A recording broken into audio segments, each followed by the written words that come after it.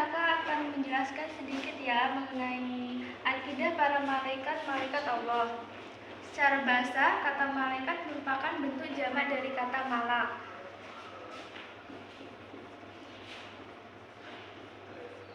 Yang artinya kekuatan. Ada juga yang mengatakan bahwa malaikat berasal dari kata risalah yang artinya menyampaikan suatu pesan.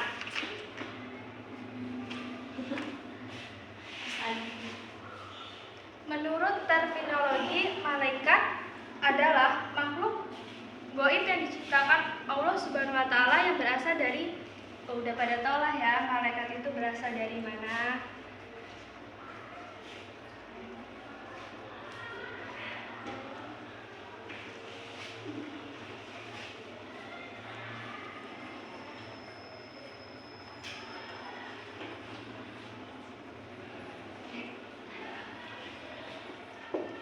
Malaikat berasal dari nur atau cahaya yang memiliki kekuatan dengan wujud dan sifat tertentu.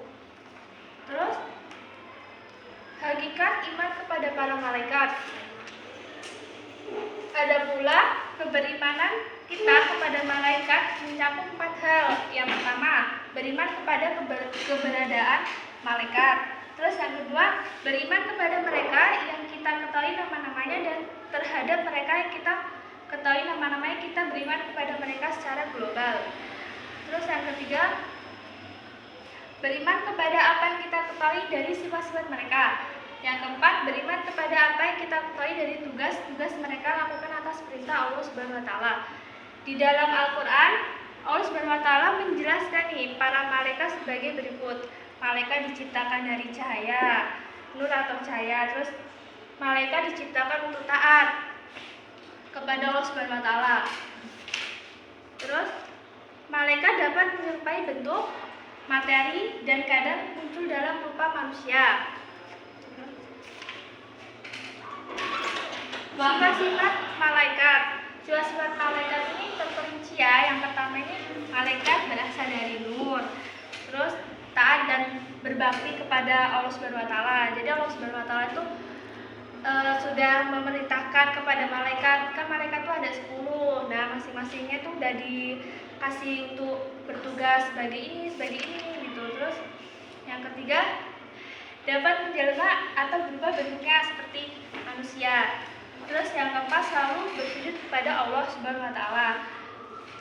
Senantiasa bertasbih mensucikan Allah Subhanahu wa taala. Tidak merasa letih untuk menyembah Allah Subhanahu wa taala. Terus memiliki sifat tidak sombong yang artinya takabur. Terus memberi salam kepada ahli surga, memohon ampunan untuk orang-orang yang beriman. Terus udah tahu dong nama-nama malaikat beserta tugasnya. Pertama ada kan malaikat ada 10 nih, malaikat Jibril, Mikail, Israfil, Izrail, Raqib, Atid, Munkar, Nakir, Malik, Ridwan. Masing-masing udah tahu lah ya. Yang pertama itu ada malaikat Jibril. Malaikat Jibril itu menyampaikan juga Ruhul Amin dan Ruhul Kudus. Tugasnya adalah menyampaikan wahyu kepada para nabi dan rasul.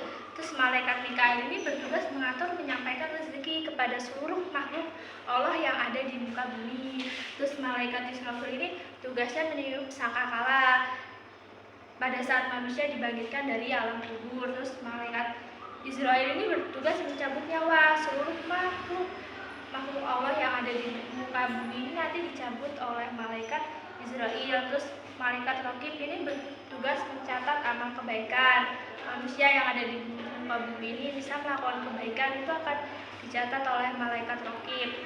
Terus malaikat Atid ini mencatat amal kejahatan manusia. Misalnya manusia selama hidupnya ini berbuat jahat, sombong, apa jahat sama manusia, itu bakal dicatat oleh malaikat Atid. Terus malaikat Munkar ini bertugas menjaga alam kubur sekaligus sebagai penanya kepada manusia di alam kubur. Terus malaikat Nakir ini bertugas menanyakan manusia nih 6 pokok yang ditanya, permasalahan siapa Tuhanmu, siapa nabimu, siapa kitabmu, apa kitabmu. Terus menanyakan 6 pokok permasalahan yang ditanyakan oleh malaikat Nakir. Terus Malaikat Malik ini bertugas menjaga pintu neraka, tempat manusia menerima azab atau siksa karena kedurhakaannya, kejahatannya yang selama dilakukan di bumi. Terus malaikat Ridwan juga bertugas menjaga pintu surga, tempat hamba Allah menerima balasan ketakwanya.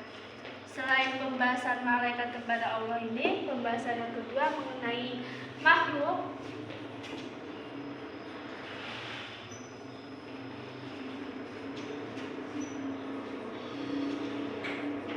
Apa sih makhluk gaib ini? Makhluk gaib ini yang diciptakan sebagai makhluk halus Allah Subhanahu wa taala, menciptakan pula malaikat halus lainnya, yaitu seperti tahulah ya, jin, setan, dan iblis. Para ulama mendefinisikan jin dan setan adalah makhluk Allah yang diberi kemampuan oleh Allah Subhanahu wa taala sehingga dapat berubah wujud dengan bentuk yang bermacam-macam. Mereka dapat menjelma sebagai dalam bentuk binatang, terus mereka memiliki pemahaman dan kemampuan melakukan hal-hal yang sulit. Mereka berbeda dengan manusia.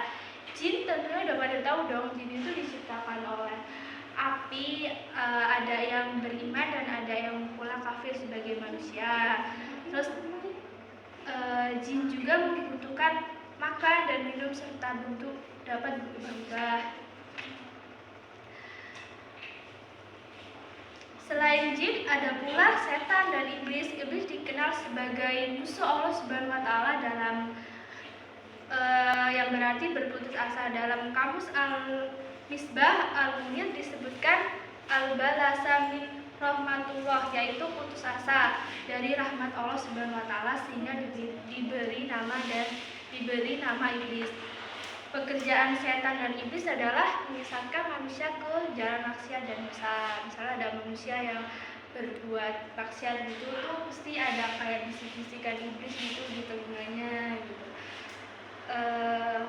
Sekian dari penjelasan mengenai para malaikat Allah. Jika ada kesalahan dalam berkata, saya mohon maaf. Saya akhiri. Wassalamualaikum warahmatullahi wabarakatuh. Waalaikumsalam.